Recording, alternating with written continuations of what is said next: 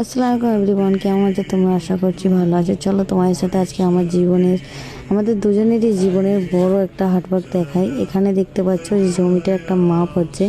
হ্যাঁ, এটাই আমাদের বড় স্বপ্ন ছিল। অনেক পরিশ্রমের পর আমরা এই জায়গায় যে পৌঁছেছি। তো আমাদের বাড়ি করার প্ল্যান চলছে, আর 6 বছর ধরে আমরা বাড়িতে রয়েছি আমাদের বিয়ের লাইফের পর।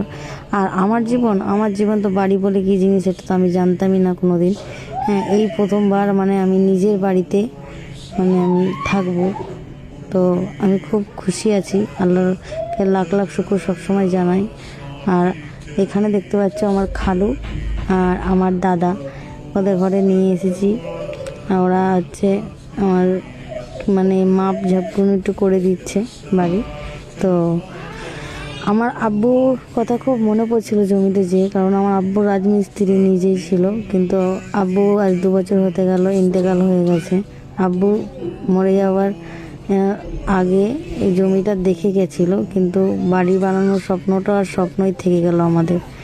তো আজকে খুব আপসেট লাগছে। আর যারা আব্বু হতো নিজে হাতে বানাতো, আব্বু অনেক বলতো যে জায়গা থাকলে আমার আব্বু নিজে হাতে ঘর বানাতো।